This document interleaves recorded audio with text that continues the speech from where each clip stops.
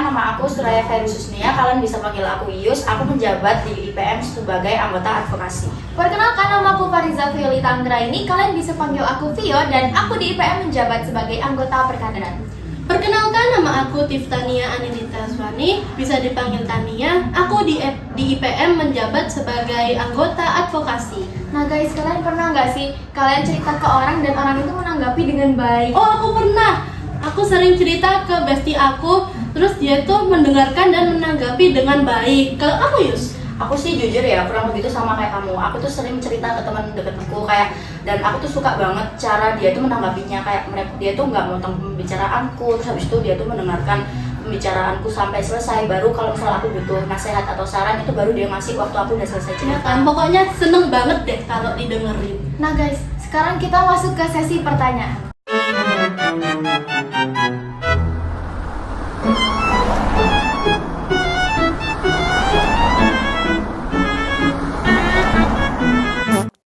Iya.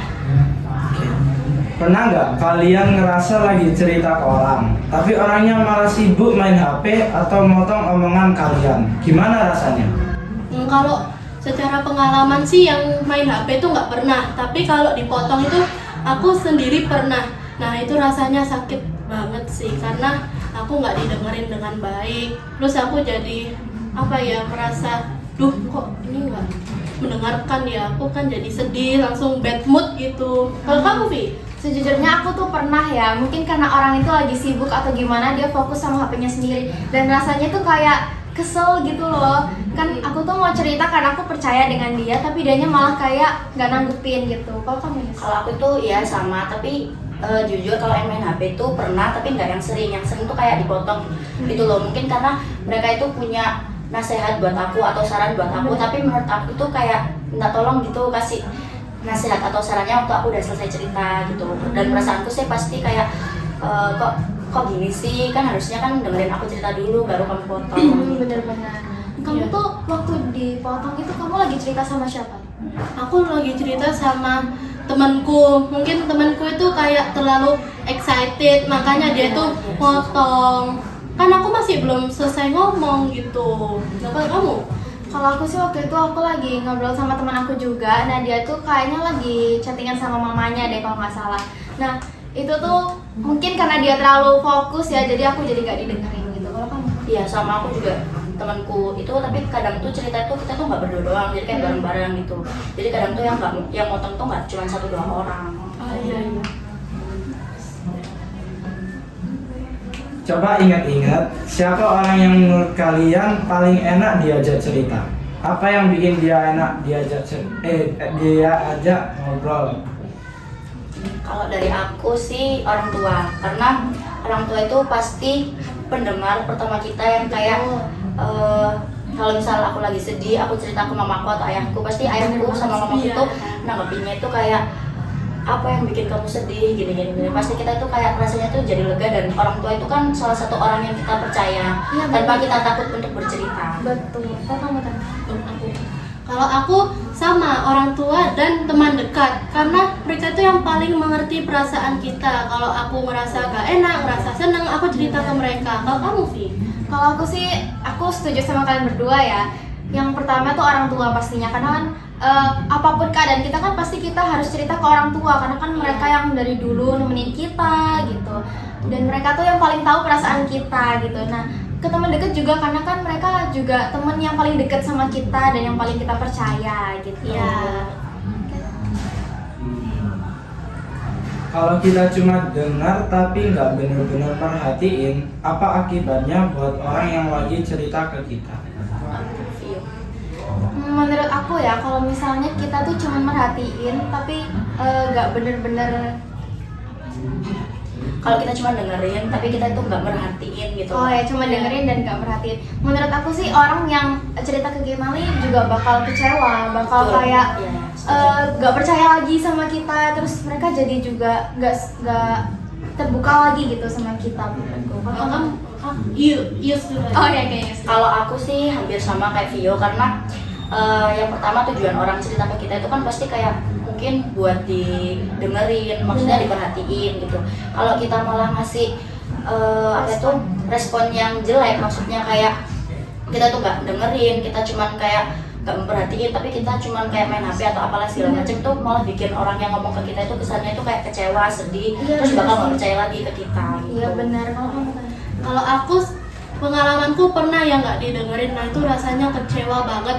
Harusnya aku cerita ke dia itu malah perasaanku itu lebih membaik, tapi malah enggak, moodku itu langsung turun. Aku sebelum cerita moodku itu Udah jelek, udah Heeh. jelek.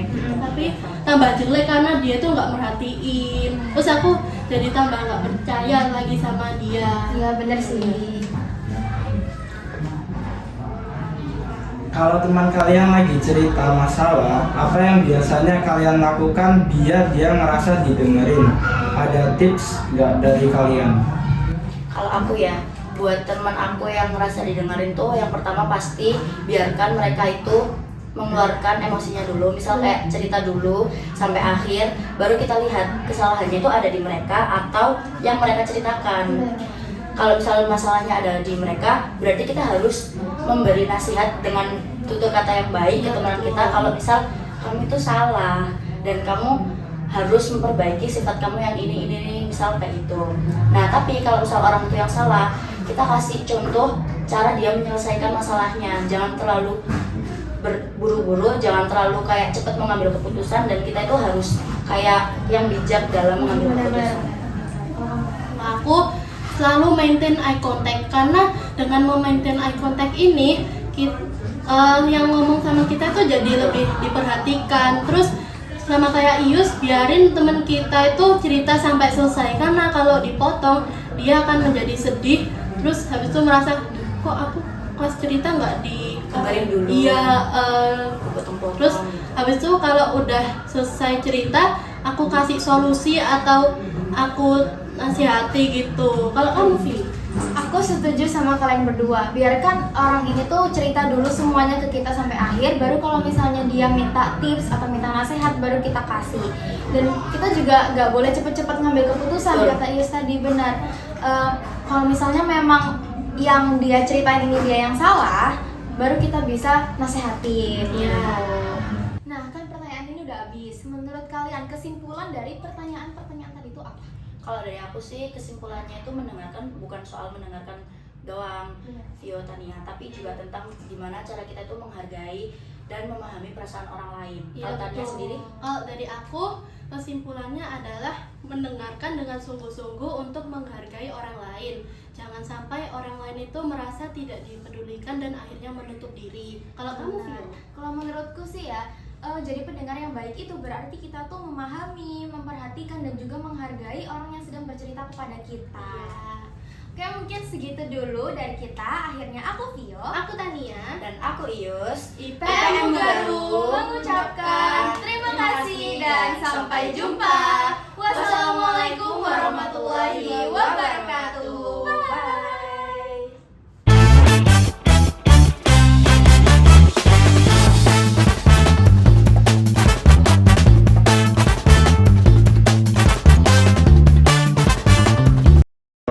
Tiga. Assalamualaikum.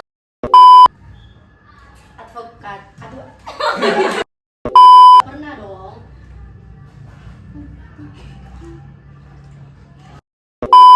Dip. Jangan ketawa. Coba kasih ketawa.